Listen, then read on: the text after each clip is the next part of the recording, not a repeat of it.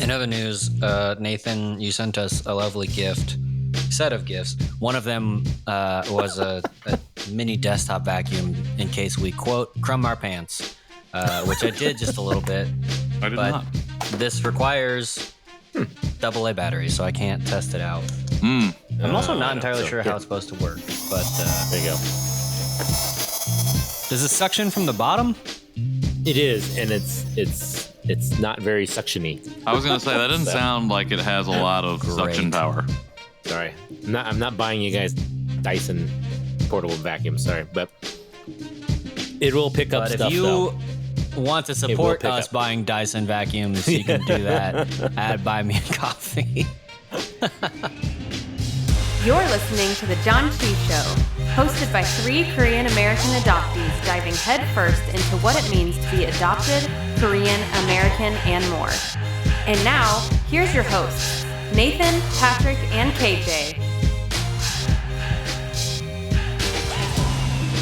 Hello, friends, adoptees and non-adoptees alike. It is I, KJ, as you can probably tell from this weird energy that I'm giving. It is just me for right now because we're still having a hard time getting our lives together and getting scheduled, but we're all here for a fantastic interview with friend Lynne Connor to talk about how finding yourself and going on that journey of self-discovery can feel really important. And then when a tough life situation happens, if you lose a loved one, it can all feel suddenly so meaningless in the grand scheme of things. And it was just a really wonderful interview to have with her, to hear her vulnerability and to really consider the important things in life. So we can't wait to share this episode with you. Happy belated Chuseok for those who are participated or who thought about it. If you didn't think about it, that's totally okay too. I think we forgot last year or something. But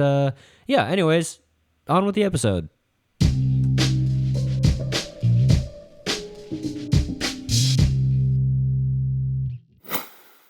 Hello, everybody. Welcome back to the Janchi Show interview portion. I have stolen those dialogues from Nathan, who I literally can't get it out of my head now that he says that. We're thrilled to have on our show today Lynne Connor. Lynne, thank you so much for coming on to the show. How are you? I'm good. I'm very good. That's awesome. Where are you calling in from? I'm from Brooklyn, New York. Fort Nice. Greene, to be specific. All right. For those no one knows. Yeah. I don't know. I mean, For I those barely who know. don't know, I don't know. It's just in Brooklyn. Yeah. It's fine. That's fine. I say I'm from Dallas, and if somebody else says they're from Dallas, I'm like, but what part of Dallas? But outside of that, no one cares. So It's all good. Well, hey, we're thrilled to have you on the show. We would love for you to kick off this interview by telling us your story in as much or as little detail as you would like. Okay. Well, I was adopted from South Korea, and I arrived from South Korea flown into the Philly airport December 1979, and I was adopted by a single white, non-practicing Catholic Irish mom. She never married. There were no siblings. It was just us. So I grew up in a suburb of Trenton, New Jersey. No one's heard of it. It's Ewing Township, but it's the claim to fame is Princeton University and then the College of New Jersey because we were, close to colleges. But so I grew up basically in the very white suburb of New Jersey. So it's Central Jersey, and I feel like I didn't have any problems until I hit 7th grade. Like all of my elementary school was this beautiful blur of like friends, and I was popular, and I had, I lived on a street with a lot of kids my age, and it just was a really colorblind, idyllic period. Yeah. And then, and I before I went into 7th grade, I went to Holt Camp.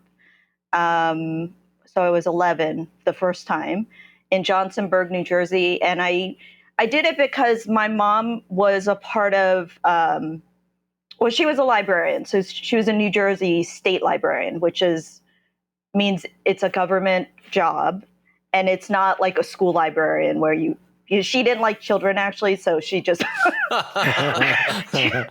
but yeah, so it's government. And she was a part of before she adopted me, she I think she was, there were a lot librarians adopted children. I don't know, it was just this weird, like, she had a lot of people who she worked with who adopted from Korea, from Vietnam, from mostly Korea and Vietnam, I think. And so she was like, okay, that sounds good. And so she was part of, and she was single, so she was a part of this organization for single adopted parents. And so we would go to these dinners and events, sometimes. But she had a very good friend who was single adopted mom, and adopted from 3 kids from Korea who are all biologically related. So I kind of grew up with them. Like, I felt like they were my cousins. Like, it was a very normalized, like, everyone has a single mom with no dad, and we're adopted. It wasn't anything new. So they went to camp. So my mom was like, go to camp. So I went. It was horrible. It was like, that's another crazy story. But and I also had so that was camp, and then I went into 7th grade, and that was when all the elementary schools dumped all the kids into junior high. So it was 5 elementary schools, and my elementary school was like I said, idyllic. Like, everyone was friends. There was no weird, like, mean girl shit. Like, it just was very, like, great. And then I hit 7th grade, and then it was just like all these different groups. Suddenly it was, I don't know what year it was, 1989. And it was the first, like, labels, like what kind of jeans you wore became important. Popular girls, the cheerleaders came out. Everyone was blonde. I was just, like, exposed to this, like, totally different world. And I had a boy who I've written about him so many times in my essays and my memoir. And so his fictional name is Eddie Peroni. That's not his real name. he was my bully, and he basically I don't know, he picked on me and actually another Korean adoptee who I was friends with. And he would scream China, China, China in the hallways. Like, we changing classes, he'd scream it. I had gym class with him, he would scream it. And, like, in my face, because somehow it always lined up, like, I was very in proximity to him. So that went on for almost my whole junior high, from 7th to 9th grade. But it was really, really bad in 7th grade. And it was to the point, it was every single day that he was in my face. And I didn't know, how to deal with it. I was just like, I don't know what's happening. I still can cry about it. And I had, I feel like I told everyone, like, it wasn't a secret. Everyone could hear it. It was just like, there was no one defended me. No one was like, that's fucked up. There was nothing. Back then, there was nothing. There was no, like, bullying campaigns, anti-bullying, it just was like, normal. It's just what it was. And my junior high and then high school, I could count it on my hand how many Asians. And there was a Korean adoptee, like, who was my friend, and she had actually gone to Holt Camp.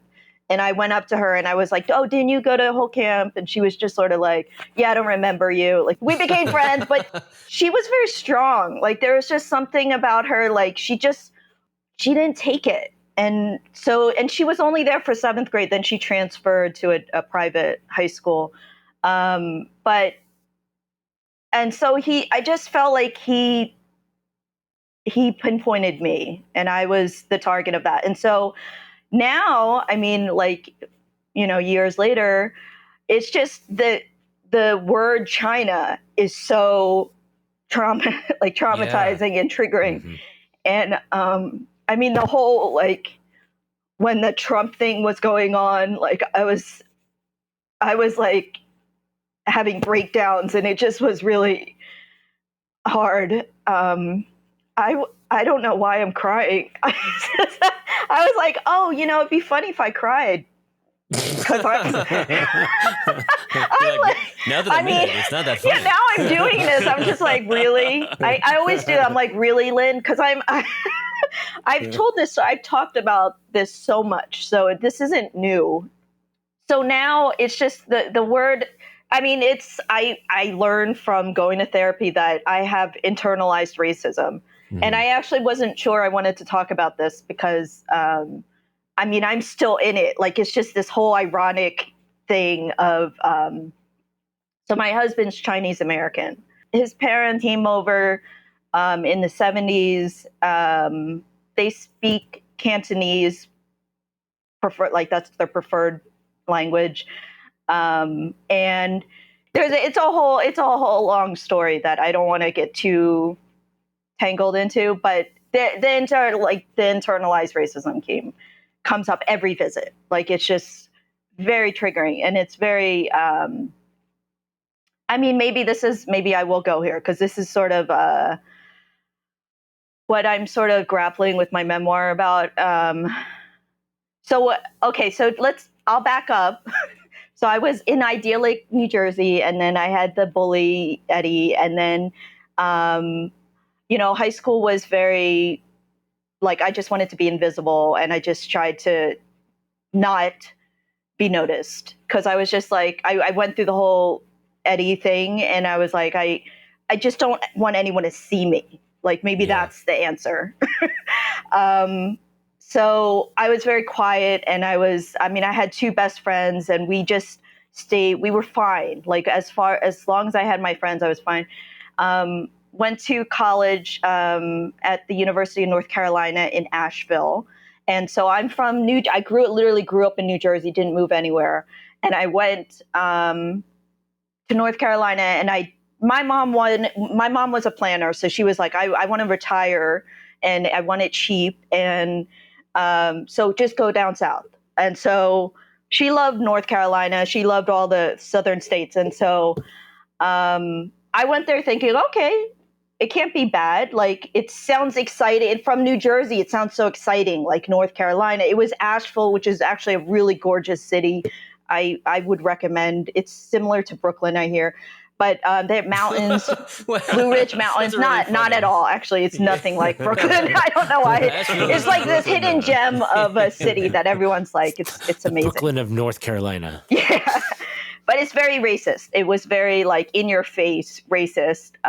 And so I was like, well, this is not my home. So I was like, 2 years is good. I want to transfer out. And I was like, I just want to be with Asians, because I was sort of going through this, like, I'm done with this. Like, I'm done with being in just white spaces and like being literally the only other Asians on campus were the international club kids. And I was just like, not like, we look alike, and I appreciate that. So thank you.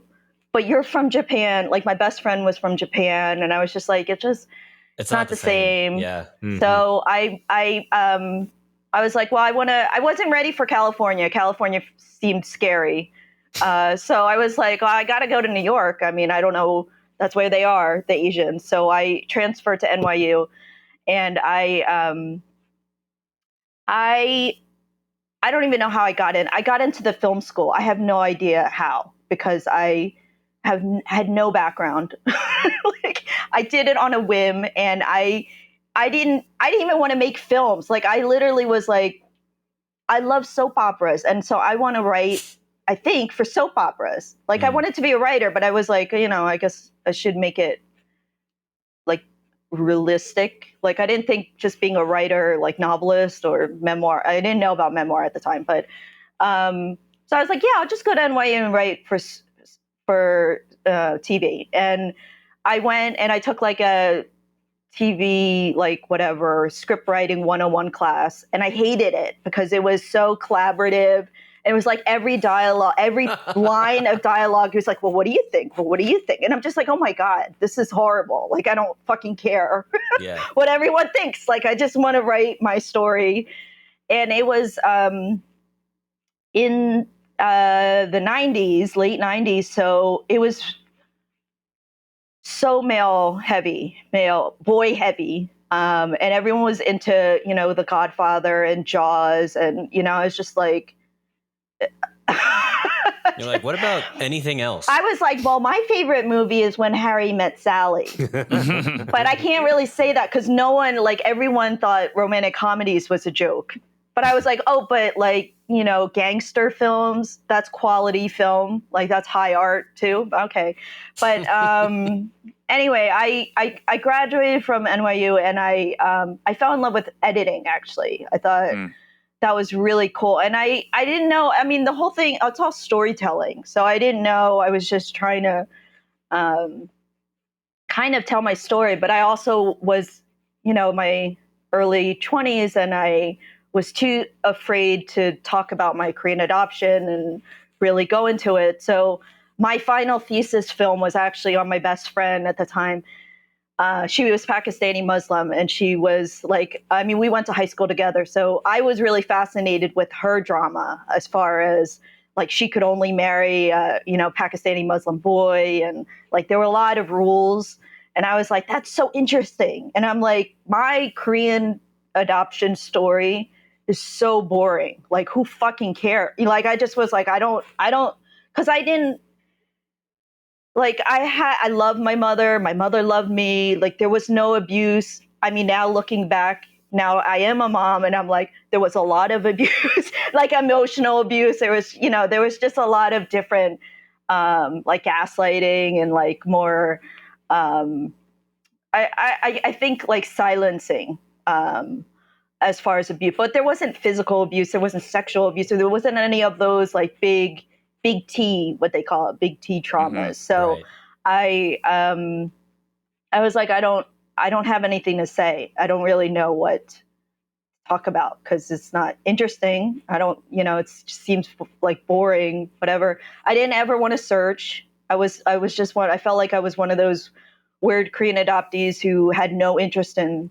a birth search. I went on the Holt Motherland tour in 2001, and that's when the whole I went the summer of 2001, so it was literally right before 9/11, and I was living in New York, Queens, and I just went on this trip, and I actually remember when I was at Holt Camp twice, because that friend who, we actually aren't friends anymore, but she convinced me to go to Holt Camp when I was 14.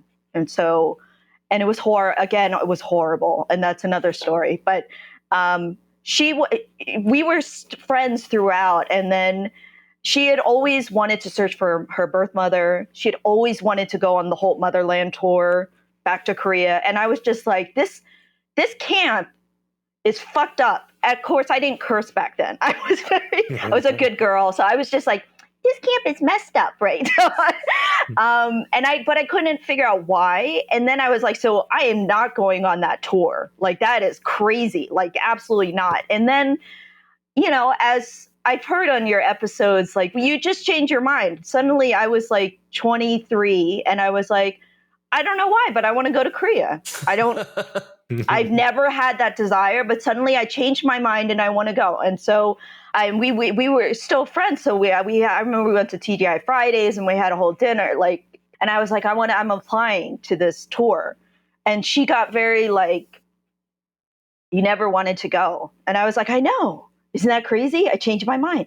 And then she was just like, no, you can't go because I'm applying. I want to go this summer. So she's like, you wait, I'm going to go. And I was like, oh, I didn't know, you own Korea. What? Why couldn't you both go? Yeah. I thought we were friends, but apparently, and she was like, you remember when we went to camp and you were very clingy? And I was like, when we were 14? because we were 22 at the time, or 23. And I was like, oh, so 10 years ago, you're remembering how I was insecure and like, I had a very bad experience the first time and you dragged me to the camp. That's when I was clingy and you felt that was, you know, a problem because she had a boyfriend and I didn't. And I was like, So it was a weird, crazy thing. Like we both got accepted into the same tour.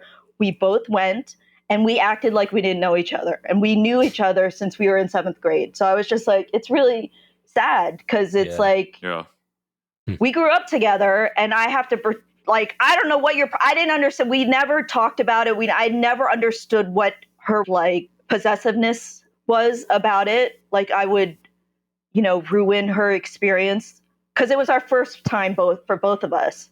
Anyway, and it was fine because we both became friends, good friends with different people. And so it was almost like we were on the same tour. We had pictures together, but we were not friends on this trip. And so it was sad. And then, I mean, we had the homestay together. We got paired up. And again, I was just like, it's so uncomfortable because they don't understand. Like, we know each other. And she didn't talk to me the whole time on this thing. And it was like, it would have been nice if we could have shared it together, but we couldn't. So anyway, she had her thing going on. And, but it was that tour. It was 25 of us. And I was 24 at the time, and it was the age range from 18 to like 60. I think the oldest person was 60, and 20 of them were women and 5 guys, and all 5 guys were 18. And so I was like, yeah, I'm not here for any of that love stuff or like falling in, like, no. I'm here for closure, because I when I was 23, I thought, I graduated from college. This is ridiculous. Like, can we focus here? Like, we're in Korea. Let's focus. You know, people, children. And I was because I was a film major, and I was also really I had a lot of social anxiety that I didn't know. I was very shy. Like, I felt shy. Like, I just felt awkward in groups, and so I learned from film school, you just interview people. And so my mom got me a VHS-C camera, and I basically told the whole tour, I'm doing interviews, I'm going to film this whole thing. And, you know, I work at a post-production company. I'll edit it together on my weekends, and I'll send everyone a copy. And everyone's like, okay. So I in my head, I was like, I'm just making a documentary because I don't want to forget it. And I mean, looking back, it was a total like shield. Like, it was because when you're filming, you're just sort of like, you're not in the moment. You're just always thinking of the next moment to make sure you got the right moment. Yeah. So I just was, and I think I did it. It was like a weird instinctual survival thing that I did. So I do have video of it. And I did edit it. And then through that whole process, we came back from the trip, and I was just like, what was that? Like, that was fucking crazy. Like, what was that? And I'm like going through all the footage, and I started talking to my ex, and he was the photographer of the trip. And I noticed him. He was like, out of the 5 guys, he was the cutest, and he was tall, and he was athletic, and he was very charismatic, and like everyone had a crush on him. So I was just like, I'm good, because I don't go for the popular easy guys, you know, like I like the nerdy feminine guys. So I was like, I'm safe. Like, there is no way in hell that I will fall for you. And we were aiming, because it was back AOL days, and because I was like, I need your photos, and I'm like, I need your permission. So we were kind of like the media team of the tour, and he was taking photographs the whole time, and I was obviously videoing. So we we were aware of each other. And then it was like, once I was serious and I was editing, and he was like, no, I want to help. Like, I'm totally whatever you need. And so we just started chatting, and we just were friends. I mean, we were just friends throughout this whole thing. And we really kind of processed the tour and going back for the first time together. I mean, it was like the free therapy between us. And then I was like, I think I'm falling for him. And he had a girlfriend in high school. She was like a sophomore in high school because he was 18. And I was just like, this is ridiculous. Like, this is so ridiculous. And so it was a whole, I don't know if it was, I'm sure it was because we went on this trip together, and, and so this, I don't want to give it all away because I'm planning to write an essay about this and it will come out. But it was a whole drama. So. Well, thank you so much for sharing your story. I want to jump back because I'm reading some things in your form, which I know you filled out a while ago, and some things you talked about, some things you didn't. But one of the things that I was interested about specifically in your story is, so you wrote, trying to figure out in your 20s and 30s when you were in your like everything Korea phase, I guess, trying to figure out why I was so lost on identity when I had a quote unquote good adoption, right? Like generally free from any, like you said, big T traumas. As you've had time to reflect on that, what was it that you were like, if you could put some words to it, what was it that you were searching for in that period beyond just like, I just need less things from a white perspective?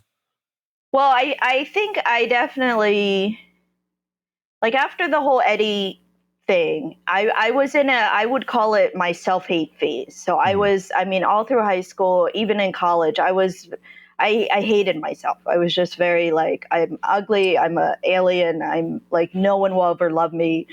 I'm foreign, like, I just can't get away from my face.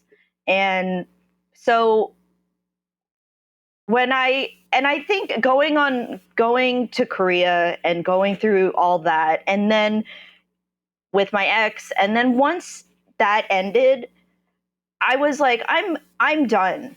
Like, I am done this like bullshit.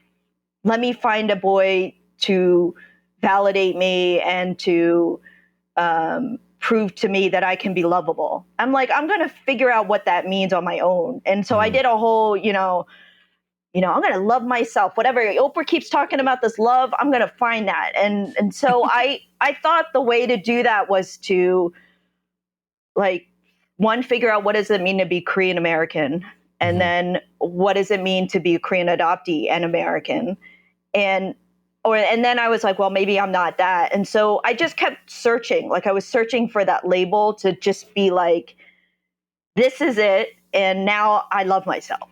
And so, I mean, that's part of going to San Francisco and working for the film festival. I was really searching, and I was just sort of like, is it in Asian America? Like, this whole, whatever, this like huge label of, people who look like me, but we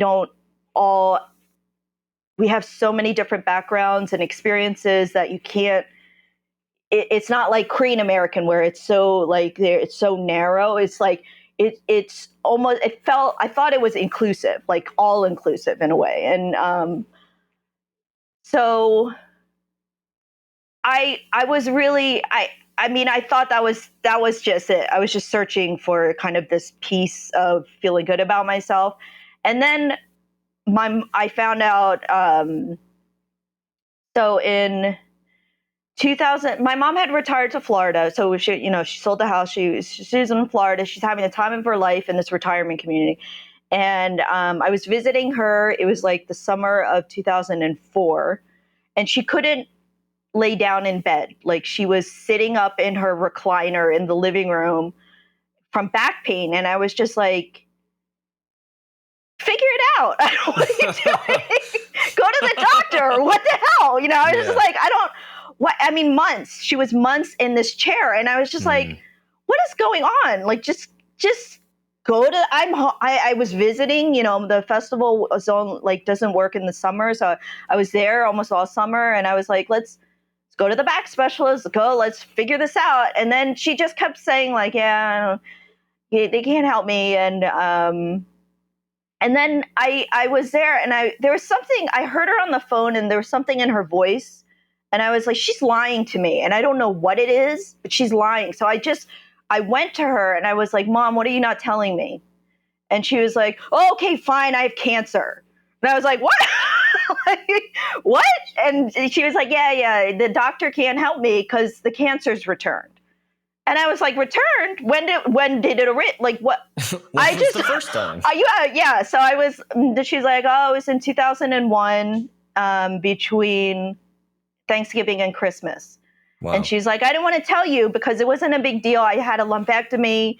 Like, it wasn't a big deal. And it just like, you know, I didn't need chemo. I didn't need anything. So it's just like, it wasn't a big deal. And I just was like, no, that's a lie. It's not a big deal. It's all, you lied. And now you're lying again. And so basically the cancer had come back. It was in her lungs. It was like in her back. It's fine. It was everywhere. And I just was like, what the fuck? Like, I was like, it just stopped everything. Like, I got very like, I mean, I was, by this point, I had done the whole, you know, I'd gone to Korea. I'd lived in San Francisco. I was very involved in the Korean adoption community I would think I was co-president. Like, I was really heavy in, and I had all these events lined up. I was going to go to Cannes that for the first time back then. And I just was like, who cares? Like, I just got very like, who cares? Yeah. What I call myself, you know, like, I don't know what, my mom is dying and I'm running around trying to like find this label that is like a perfect dress. And I was like, who cares? And so she went through, it was 9 months later, she died. And I was only child, and you know, no father, and so I was 28 at this time, and I became an adult in a way that I never wanted to be. You know, like, I mean, in your 20s, you're like, I'm an adult, right? But then I was, I mean, because I can drink and I can do all this stuff, and then I was dealing with like her health insurance. I had to sell her house. I had to sell her car. Her car wasn't like her title. I mean, I didn't drive because I lived in New York in San Francisco. So there's a car title apparently that you have to transfer. And it was like a nightmare of just trying to shut down her identity when she died. And I was just like, get me the fuck out of Florida. Like, just get me out. And I cleaned up as fast as I could. Like, I think I did it in like 6 weeks because I was just like, I hate this state. No offense, Floridians. It was like so racist. I was like, this is disgusting. And now it's like, I can't even talk about it. Like, it's just horrifying what's happening in Florida. But yeah. And so I came back to San Francisco, and I was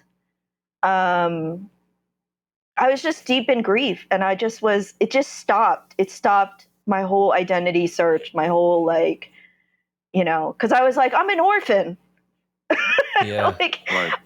And so it was really like I started to finally deal with what does abandonment mean, and what is like, I have the primal wound, and I have the, you know, like the birth mother shit that I've never dealt with. And now it's like, I don't have a family.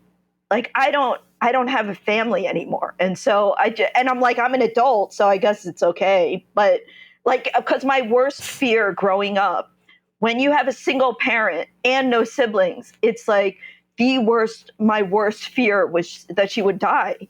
Because I was like, I don't want to be orphan Annie. I don't want to do any of those, situations where I have to be readopted or like when you're a kid. So I was like, please just don't die when I'm a kid.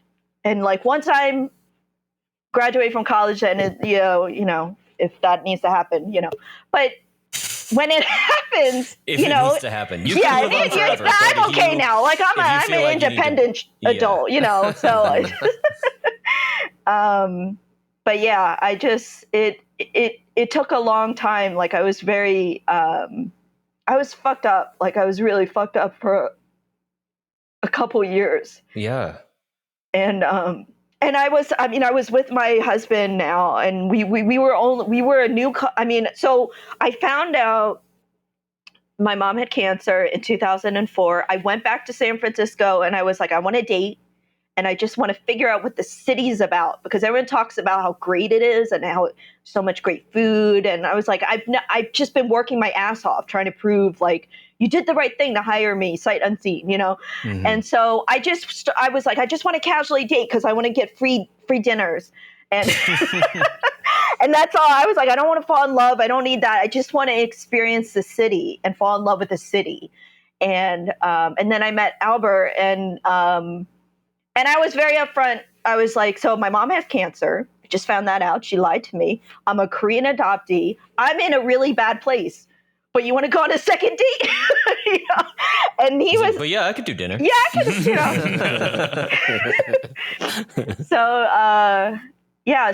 So we were together. I think we were together 10 months when she died, and he was great the whole time. And he was, his Californians are very chill. So he's just very like easygoing and like, it's a cool, and he was like, you want to move in together? And I was like, no. I have rules, and I'm from the East Coast. I'm not doing that casual, like, whatever these Californians do. No.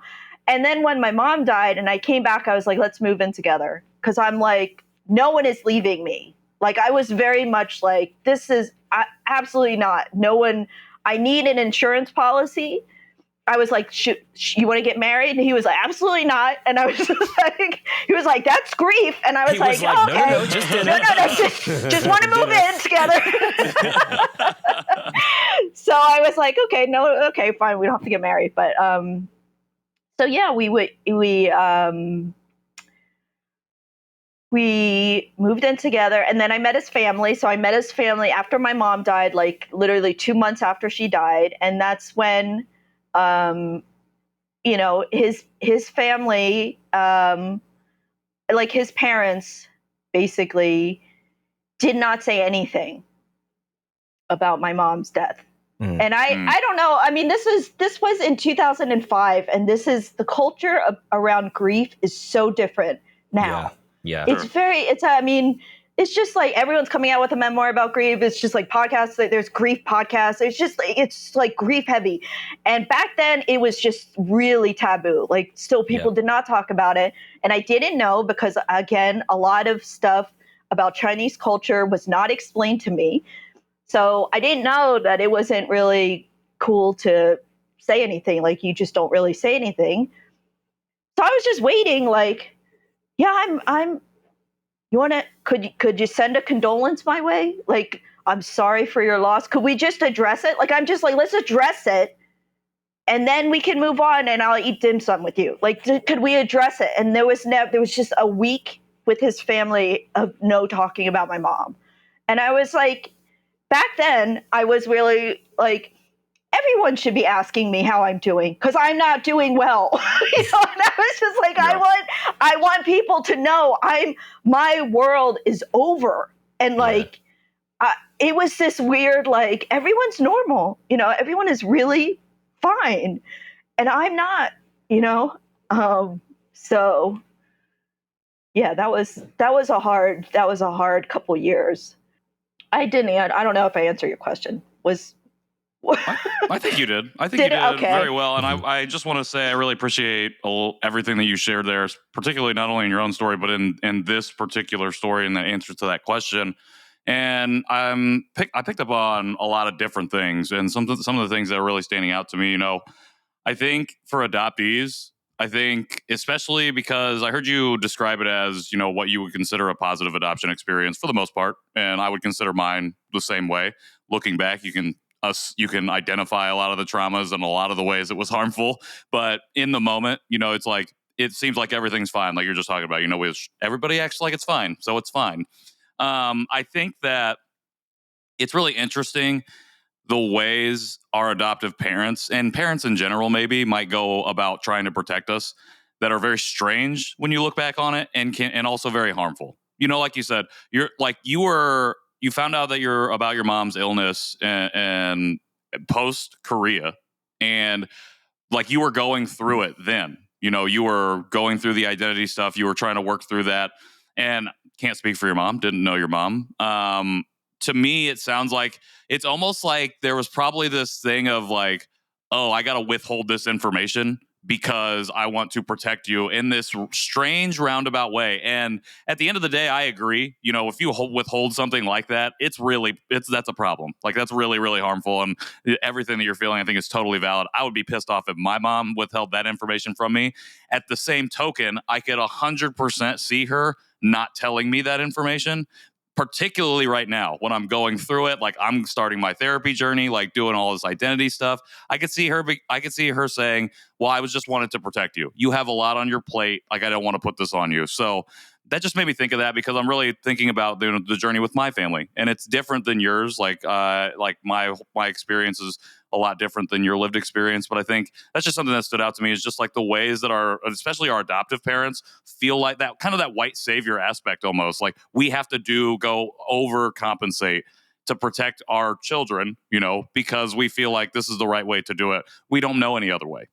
And so I think the other thing that I think about too, especially in death and in grief, is this idea of second rejections. And like at the end of the day, like when we talk about amplifying the negative experiences that adoptees feel, it's like those people, we don't want to feel those things. We don't want to have this strained relationship with our adoptive families because we don't want to go through rejection again. Who does? Who would want to go through that a second time?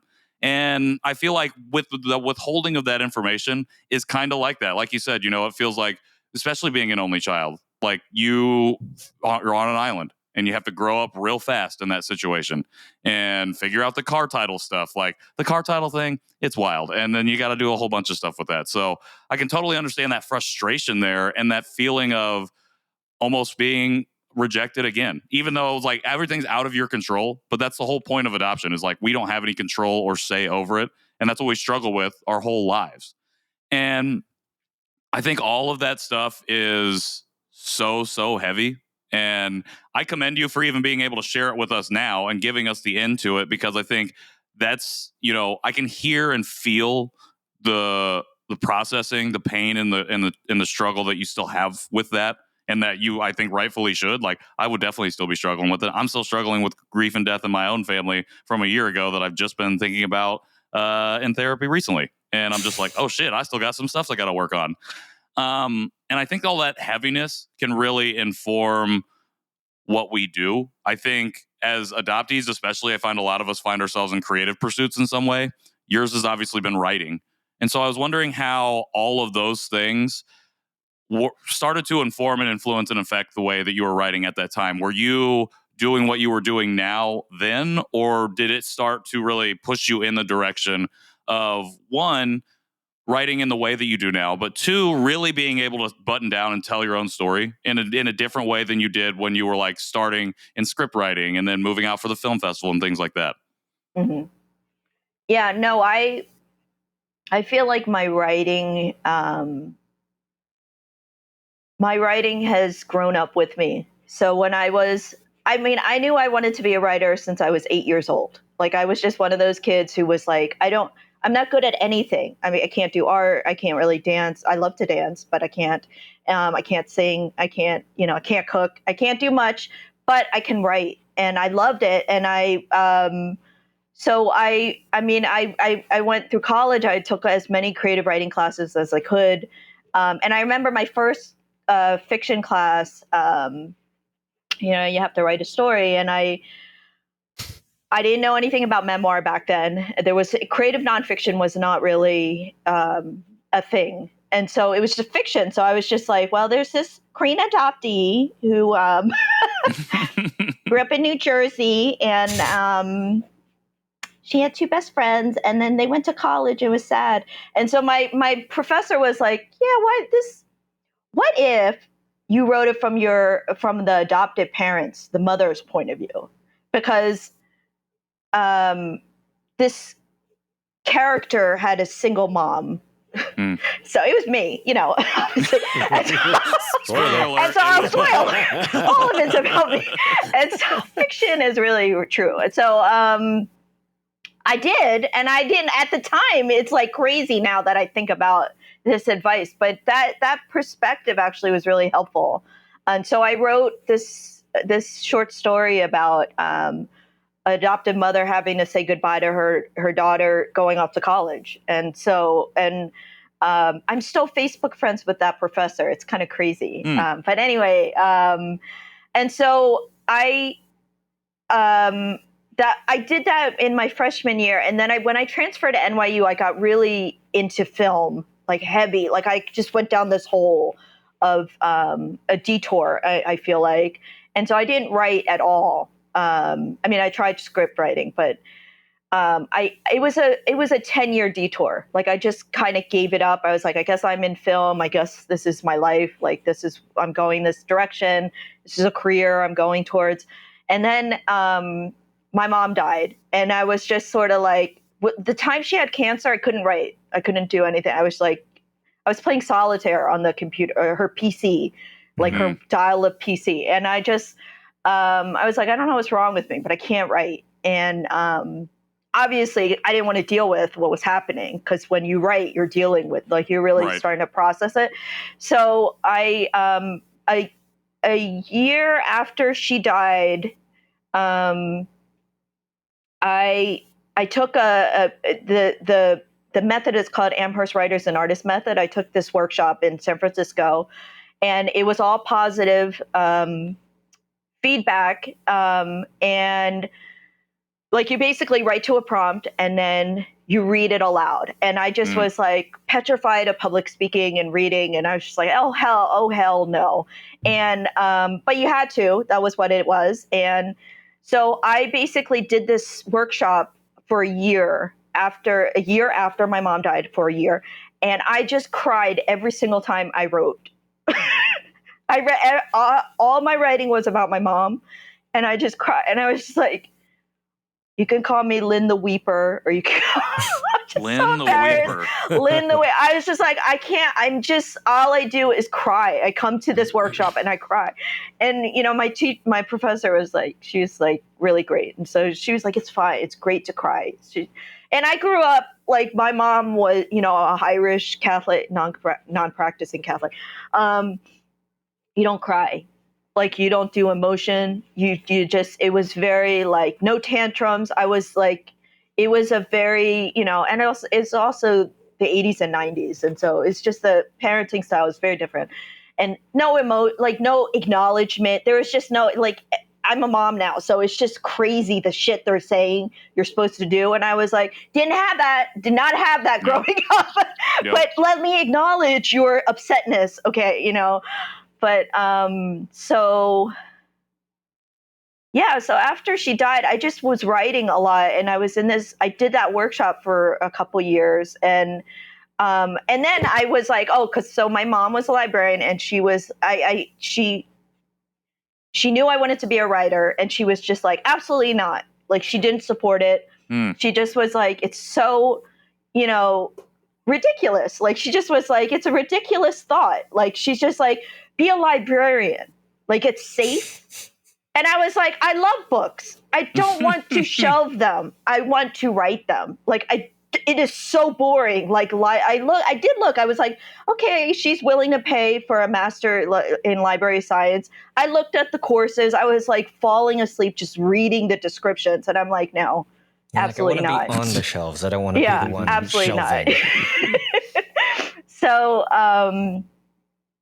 yeah, and so I wanted to get an MFA. Like I was like, that was my dream because I was I knew I wanted to be a writer, but I didn't have the confidence. And I was like, well, you need an MFA. Like I didn't know what I wanted, like if I wanted to teach, but I felt like that was the final degree. And it seemed like a dream, just like to write, like just to write. And I didn't want literature. I didn't want any of that like bullshit. Like I was like, I don't want to read and do like critiquing. Like I just want to write. Like I really, so my mom and I would get into fights about it because she just was like, no, I'm not, you're going to pay for it yourself. If you want to get a writing degree, you're paying for that. I'm not, she's like, I will pay for something that will like have an end result. Like, she's like, you want to do social work? I'll pay for that. You want to do library? You want to be a lawyer? I don't care. But a writer is not going to do it. And so when she died, I was like, and I did actually apply to the MFA when I was 25, and I only applied to 2 schools. I applied to University of North Carolina in Wilmington because I was trying to repeat like my younger days, but it was very white, and I was just like, I don't know what I'm thinking because I'm very Asian, like I can't go back, like it's just like, so I was like, that might not be a great idea.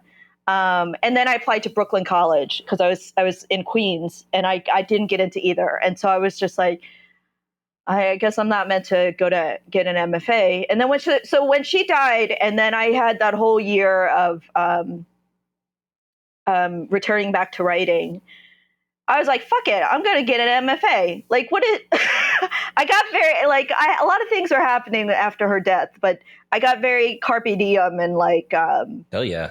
You know, she spent 40 years in the same career, and like her highest paying salary was $60,000 when she retired. And she was the director of the Library for the Blind and Handicapped. It was like the highest you could get in a government position in the library. And it just was like, I don't want to do that. Like I'm not. And then she saved up, like she spent 20 years saving up for retirement, and she dreamed about retiring. And then she got there. She retired at 60. She died at 66. So she was there for 5 years. Yeah.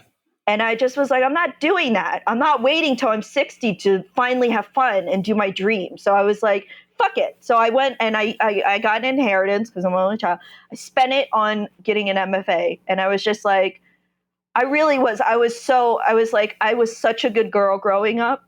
And I didn't drink. I didn't do drugs. I didn't have sex. I didn't do any of that stuff. And then when she died, I was just like, I'm going to curse. Because I wasn't allowed to curse when I was little. So I'm like, I was like. Were you good at it when you first started to curse though? Or were you like, wait, I don't know how these words work? Well, I think it was a process, but I do workshops and I curse so much. And I'm like, I am so sorry. I should just preface this. If this is offensive, you might want to leave because I'm not going to stop cursing. Okay. So, and when you're a writer and you're trying to write and you're trying to find your voice, you need a curse. And especially when you become a mom, you need to curse. Like, I'm just like that. I was like, oh, when I become a mom, I'll be like, I'll try to clean up and like, I don't want to damage. And fuck that. Like, you need a curse to survive. Like, it's just. So anyway, I went through a whole rebellious, crazy thing. That makes sense though, because it sounds like to me, like, I mean, because I totally know what you mean. Fortunately, not like a ton of like bad or hard life things have happened, but I've just had to do a bunch of like super boring adult stuff. And all of the like more experienced adults are like, well, why haven't you done this? Why haven't you done this? Why haven't you done this? I'm like, I don't know. I'm like literally learning the language to do the thing and then also doing the thing for the first time, which I think is really difficult, right? Whether it's like, whether it's health insurance or car titles or like property tax, any of that kind of like just super boring stuff. And it sounds like as I'm hearing your story, like your mom passes away and you're in your 20s, finding yourself doing that whole thing. And then you find out your mom has cancer, you take over, you like go to Florida, take care of all this stuff, right? So you're also, for the first time, maybe just like learning about like car titles and like all the boring ass government legal stuff. And then she passes away and you realize you're like, actually, I for lack of better words, I've put my life on pause doing this career that I like kind of care about maybe, but it's not writing and all these things. Right. And so then you find yourself in this writing position. And then I love that you say like, oh yeah, the first thing I did was started cursing. Cause I was like the same way. Like for me, once I like left the church world, I was like, the first thing I started doing was like, I can swear. I'm not going to just like immediately get like smited by a heavenly bolt of lightning as soon as I say one bad word. So I can swear and it's totally fine. And I think it's interesting because so you're a writer and I want to talk to you about Lost Lit, but especially for adoptees, one of the things that we found on the show is it's really hard for adoptees to find language either to describe their experiences or to describe what they want. And I wonder like how much of that, especially like for you doing writing workshops, if you have somebody come in and they're like, oh no, I don't say that, or like, oh, I don't talk about this thing or that thing or whatever. You're like, well, but then how could you truly explore language? How could you ever hope to gain true fluency if you're gatekeeping yourself from being able to say certain words or broach certain topics or whatever, even if you are bad at the beginning and you have to like find your feet, like find your footing, but it's like, you have to talk about these things in order to discover the language and discover like new ways of expressing yourself and all of that. So I love being able to hear your backstory and into maybe more present day. And I would love for you to tell me about Lost Lit, what that is, how it got started, and what you hope it to be. Yeah, so I like I was saying, I took this Amherst Writers and Artists method after my mom died, and I really just wrote about her and I wrote about grief for years. And I was like, one day I would like to do this. Like I want to call it grief writing. Like I want to write about grief because it literally saved me. Like I don't think I would be. I mean, I still cry, obviously. I mean, it's literally 18 years ago. It seems so. I'm like, I mean, you're human. You're allowed to have feelings. It didn't happen. It didn't just happen. It wasn't even 3 years ago. This was 18 years ago. My mom died, but I just still easily cry. So I was like, one day I would like to do that. I want to help people. I felt like it helped me, and I want to help people through their grief, through writing. And But I like I said in the forum and ever, I keep repeating, like I was really scared of public speaking. And I was just like, I mean, even reading it aloud. I mean, I was in that workshop and I don't know. I think it was different because like you wrote it and it's like, you don't have to come up. It's not like spontaneous. It's like you wrote it. So you're just reading what you wrote. So that for some reason didn't trigger my fear of public speaking. But I was like, absolutely not. I will never lead. Like I mean, I want to do these workshops, but I'm like, I don't know how I would, because you got to talk. And I mean, when you're leading a workshop, you have to do everything as spontaneous. Like, I mean, other than what you're writing, I mean, because you write with them, but it was like, I don't think it's a pipe dream. Like, I don't know. It just what. And then in 2012, so my husband and I, we were in New York and we were both looking for full-time jobs, and it just was like not happening. And he started his business called Grumpy Bird. He found a storefront in Brooklyn, and it was like we would be in debt, and it just was like totally crazy. And he was like, let's do it. And I was like, okay. And so we before we got married, we went into business together with the storefront, and there was like 5 steps up, and then it was like a lofted area. And I just literally, I'm not a vision person, even though I lived in California. You know, I was never those woo woo, you know, like, but I literally saw a vision, and I was like, I'm going to do my workshops up here. I'm going to do grief writing, and I'm going to do it. I don't know how, but I just saw it. And so I got certified in this AWA method, and we opened, and he was doing his art gallery, like working with local artists, and I just was working with writers, and we did that for 6 years until the owners wanted their building back. But I was pretty, I mean, I was doing like literary events in this space. Like, it was a gorgeous space. And it was a lot of fun. And I was really happy. And I was able to do a grief writing workshop maybe once a year because it was so hard to fill. And I really was, I was like, okay, I'm going to do grief writing and I'm going to do adoption. And then so I tried, and I wasn't really in the community in New York again. So I just was like, I don't know how to find these people, but I know you're there. Like, I know New York has so many. And I was like, I wasn't like, it has to be adoptee. I was like, I'm open, like adopted parents, birth parents, come on in, everyone. Let's just talk about adoption. And I had 2 workshops in adoption, just adoption general. And that was it. That was in 2015, I think. Yeah, so I just was doing a lot of general workshops in this method, this AWA method. So, and that was in 2012. And then once we moved, I found another space, and then the pandemic happened, and I went on hiatus for like 2 years. And then now I'm in a new space. I've been there for a year now.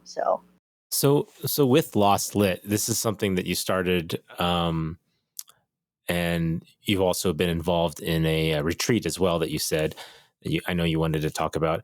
But I also noticed on your profile for Lost Lit, you talk about being lost and found and how it's like a cycle of life, that it's just an ongoing thing, and that you've gone through different stages of being lost and found, being found in Brooklyn, and you're starting this website. You've lost, you've moved around. So you were in San Francisco and you've moved back to New York. So you've had some changes and things like that. What kinds of things have you done, and would you recommend, I guess, for listeners and stuff on helping in those moments of being lost? Is it writing? Is it looking into workshops, like the things that you provide? Yeah, I think lost is like, I almost feel like that's, if I had to narrow down an identity, that would be me. Just sort of like, I own Lost, and I've written about the idea of Lost so much, and I feel like it's evolved too. Like, I feel actually confident in being lost. Like, it's no longer this scary, like, oh shit, what's going to happen kind of like nervousness. It's just like, I'm good, actually. I'm not, and maybe it's not called Lost anymore. So I don't know, but I feel like just being called Lost Lit, I basically attracted, everyone's lost in New York. So it's a very, like, everyone's like, yeah, I'm pretty lost. And I'm like, yes, we all are. Yes, welcome to the club. Any topic, you're lost in your family, you're lost, in your career, you're lost in relationships, you're lost in your identity. It's all lost. We're all lost. We're all searching for something. And I feel like loss is almost like, lost is obviously the past tense of loss. And I feel like we are all in the process of loss. And so that's also tied to grief. And like, we are all grieving. I don't care if you're a Korean adoptee or not. Like, if you're human, you're grieving, because there is always loss happening at every second. I mean, just the pandemic alone, it's like the whole fucking thing was about loss. And so, yeah, I guess I feel like with my workshops, it's a container. Like, I guess I think of it as a container, like, because that feeling of lost and loss is so scary and so uncontrollable. Like, you just feel so out of control.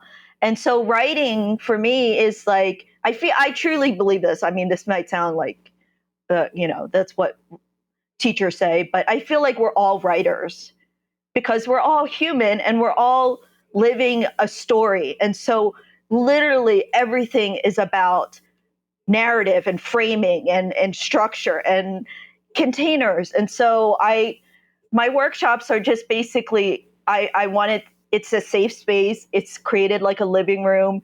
There's always snacks and hot tea. It's supposed to feel like this hug that you didn't get from whoever you should have gotten it from, growing up. And you just get the shit out. Like everyone has something that they just need to get out. And so my workshops are, that's it. There's no talk about publication. There's nothing about like pressure. It's literally just, I don't want to say throw it up, but it is just like, not expulsion either, because that sounds too strong. Yeah. But you know what I mean? But like I think it's more just cleansing. like release. I don't Just know. get it out Release. there. Yeah. Catharsis. Yeah. Yeah. Well, I think especially like if you have all these feelings and you're staring at the blank page, and if you get too in your head about it, I've certainly felt this way whenever I try to write. I'm just like, am I gonna, like, I get too far ahead. I get too wordsmithy. And at the very beginning, I'm like, but I gotta have something to smith. I gotta have like something to hone and think about. And especially, I love that you talk about like having like being container, but the idea of like, I think like, as I understood it, like a narrative form and thinking about like whatever the thing is, whatever your sense of loss is, like thinking about it in narrative form, then maybe helps give you some framework to understand whether or not a person has to then go and update that understanding later down the line. It just depends on their life. But I think if you have feelings that just feel like this massive boulder of like, I don't know, but just like a large rock on your chest, that if you are able to write about it and you're able to give narrative to it and give shape to it, then it's easier to understand, easier to manage. And I think that's really lovely. Lynne, thank you so much for coming on the show and for talking with us. It's been a real pleasure to have you. Will you tell our listeners where they can find you, where they can learn more about you and your work, and plug anything that you would like to plug? So you could go to my business, lostlit, lostlit.com. I do workshops in person now in Brooklyn, but my long-term dream is to go to Cannes and to do a workshop there, to go to ICA and do a workshop there. It's just, I had kids and they mess everything up. So I've just been waiting for them to grow up so I could have my life back. Yeah, those kids. So my oldest is about to show, her birthday is this Tuesday, August 22nd. So she's going to be 7. And then I have a 5.5-year-old. So they're getting there. Like they're finally in school, and I'm getting back to my life pre-kids. I hear you. Yeah. So, and my writer website is lynneconnor.com. I'm just doing a lot of writing of now that I'm where I am, about being a Korean adoptee and about grief and about, all that. Yeah, 100%. And you also have a retreat as well.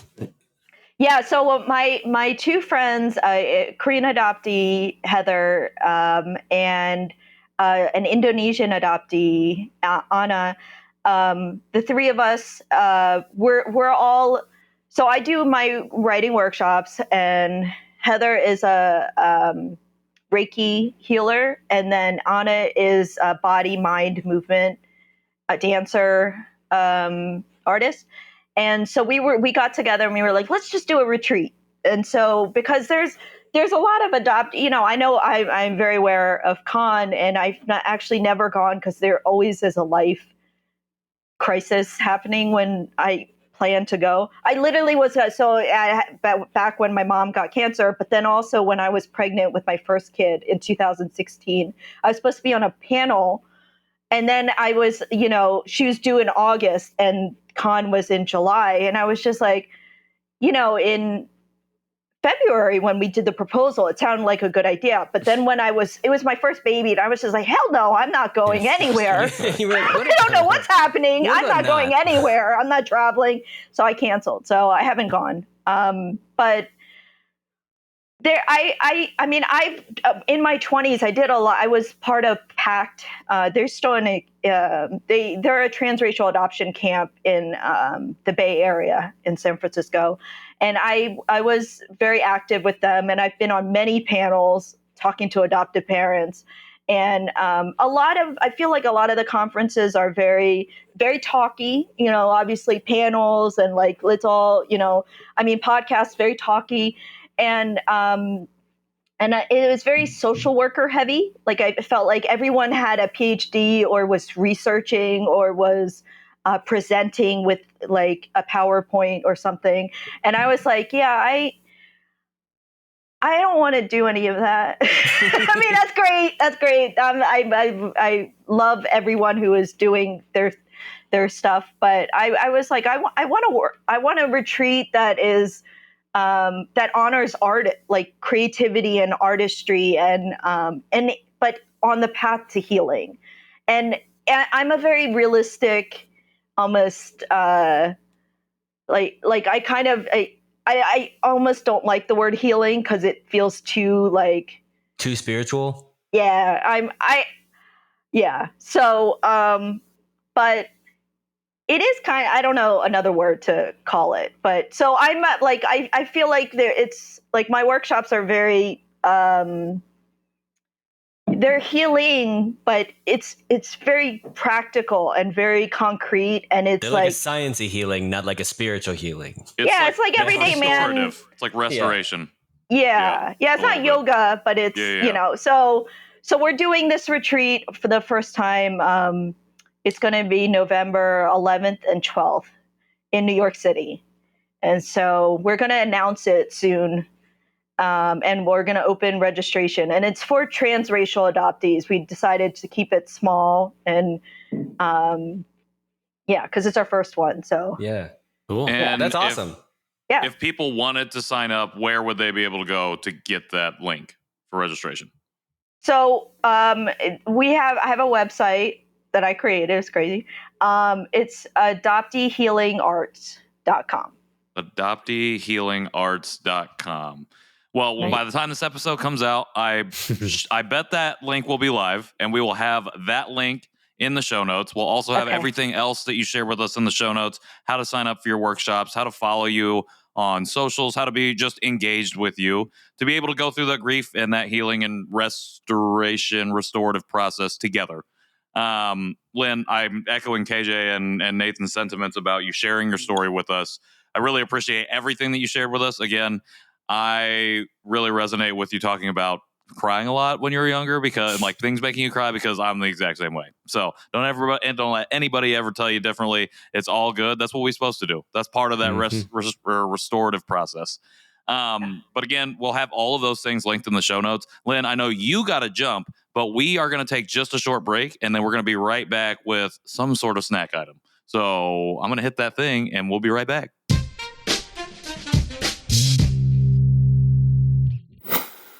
Welcome back to the Janchi Show, food time, and a happy food time, because the time that we are doing this is actually on Chuseok.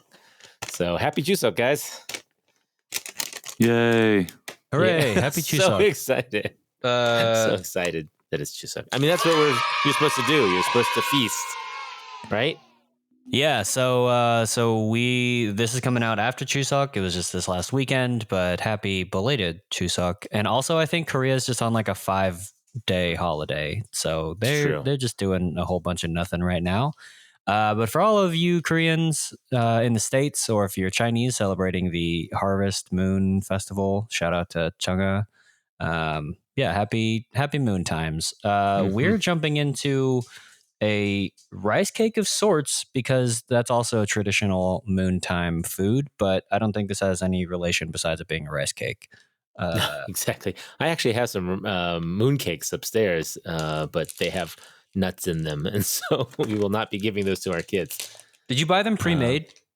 No, we were gifted them. So nice. Okay. But they are pre-made, yes. So I know you can get them at the stores, or you can get them at bakeries and stuff, but I will let you know how those are. They look good, but these are interesting. I like, so it has the glutinous rice in it, so mochi. I like mochi, and we've had a few snacks that have had mochi in it, right? So yes, this is not our first time eating a mochi Yeah, of some type. but so yeah, I'm curious to see what this tastes like, just because I can, just by the look of it, it's made by CW Foods, and all it says is biscuit on the front of it. Big glutinous rice. It says big Manaka. glutinous rice manaka. Manaka, and that's all it says. But looking at the thing through the snack through the package, it looks like a wafer with red bean and then mochi on the middle. That's what it looks like. It looks like a tiny bagel, like larger than a bagel bite, but Sure. still kind of a tiny bagel. But solid in the middle. No hole. Solid in the middle. Got some writing on it too, which I can't really make It's out. got a little design on it. The package was nice to open. It was like very wrapped. Yeah. So, oh god, very dry. Mm-hmm. Was not prepared. Smells like I a wafer. expected that from the wafer. Yeah. And the wafer part reminds me of those church wafers. Oh, I like the middle. I though. didn't expect it to be filled with stuff. Where do you think the mung bean came from? I didn't know there was mung bean in it. No, red bean. I not kind of mung assumed. bean. Yeah, okay, red bean. But yeah, Was I supposed to assume that? well, I think Nathan said it out loud. Oh, I did he? say it, and there's a picture. Sorry, you don't have the picture on the package. Yeah. I do not have a picture of that. Yeah, the red bean is great, but the wafer is Yeah. like so dry. All right, is this expired? No. The wafer part feels like it could be expired. No, this is just how these wafers are. Because I've had stuff like this before. Oh, wild. I even had a birthday cake with like a rice paper around it one time, and I remember crying at the birthday because I didn't want the rice paper or the edible paper or whatever it was. It does taste like around paper. the outside. Yeah, it does. It Like tastes rice like paper. paper, but this kind of No, tastes just like paper. a thicker just like version of paper. that. How Like if often I do you were just to stick take an 8 this, by 5 or 8.5 and 11 in your mouth, and you're just like, yeah, this is if I were good. to fold up this piece of paper next to me and put it in my mouth, it would Eat it. taste of the same quality and consistency as that thing that I'm holding in my hand. Oh, you know what? Actually, the cake, the big glutinous biscuit time, tastes a little bit like the ice cream cone that you get at McDonald's. Oh, the I have not cone had an ice cream specifically. cone from McDonald's in a long time. I just Okay, had okay. that last night, so it's like top of mind. But like that's kind of how it tastes, how it comes apart. And like a waffle Yeah. cone, like the sugar cone, Sure. whatever. So Yeah. I could Yeah, see like overall- even just like a stale ice cream cone. I would Yeah. yeah. describe it as such, or paper. I'm gonna go with paper Or still. paper. Okay. Well, Patrick, since you're on the paper cake, how would you rate this 8.5 by 11 tasting big glutinous Monaka? I'm gonna give it a Sorry, 3. CW. I'm gonna give the paper outside a 1, but I'm gonna give the red bean inside a 5. I thought that was very, very good. So Yeah, I agree. it balances it out to right down the middle of 3. Okay. Interesting. good rating. Nathan? I'll go a little higher because it's exactly what I expected on the papery outsidey rice cracker part. I expected it to taste like that. However, I was surprised that the inside it was actually better than I expected. Because I typically don't like some of the red bean snacks out there. I mean, maybe it's too, I don't know, the texture is too grainy, it's too beany. This one was actually more sweet than I expected, and kind of like a jelly-filled bean mochi center. So I actually like that a lot better, and so I'm going to give it a 3.5. I feel the same about red bean stuff, which is why I gave it a 5. Why? Because I liked it a lot more than I normally do. Yeah, I also feel the same about red bean stuff. And thought that this was good. The outside took me by surprise, but once I kind of got into it, I was like, okay, I know what I'm getting into. So I'm gonna give it a 4. I think the flavor overall is good, and actually the outside is so dry and so crumbly that actually I think it overall makes the red bean make more sense. Sure. Like it's not just like if you were to think like a mochi cake or something like that, like it would be so chewy, and then like the last thing I want to be hit by is more chewiness or more pastiness from a red bean filling. So I think that the textures overall work well together. So, and because it was better than I expected, I'm gonna give it a 4. Big rating. All right, So- 3, 5, and 4. Not bad. Oh, okay. Yeah, 3, the 3, three 5, rating, and 4. so averages I out was to 3, 5. Wait, what? Yeah. That makes I was sense. like, who That gave makes it a sense. 5? I know. Me too. I was like, I don't understand, but I do understand now. But hey, if I had other Chuseok things to give you as far as food, I would. But I mean, hopefully the snacks will. That was a good one. Will last us a while. So, As someone who is not doing anything to celebrate this holiday, this was a good enough celebration for me. So thank you. well, there you go. We did it. Well, yeah. Hey, we want to thank Lynne again for coming on and sharing her story and talking to us.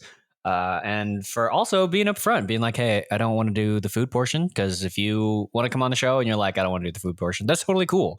That doesn't like disqualify you from anything. We get that it's not everybody's jam, but either way, it's a great interview. So thanks for coming on. If you want to support the show, you can do so at janchishow.com/support. You can find us on all the social media places at Janchi Show, or send us an email to janchishow@gmail.com. You could leave a voicemail if you're into talking to us at 972-677-8867. We still have one in the tank that we will listen to. If you just want to call and wish us like a happy Chuseok or say what's up, just feel free to do that. Am I missing anything? We're on Rating, Facebook at the review. after party. Oh, yeah. If you could please give this show a rating or review on any platform that allows you to do so, that'd be great. And that also do so in the hopes that, like, if you were like to tell your adoptee adjacent friend, not necessarily just an adoptee, but adoption adjacent friend to listen to the show, write a review for them. Just to be like, yeah, hey, it's a good show. You should listen to it. And maybe they shouldn't. I don't know. If they shouldn't, don't leave a rating. It's fine. Or do, but not for that person. Or do, but not for that. Yeah, that's fine. I think that's it for the show stuff. That's I'm it for the at show KJ stuff. Roelke, wherever I want to be found on the internet. I'm in No Walk on Instagram. And I'm at Patrick in the World on Instagram as well. Yeah. Happy Chuseok, belated Chuseok again to all of our listeners. And that is all. Until next week. Janchi, heyo! Heyo!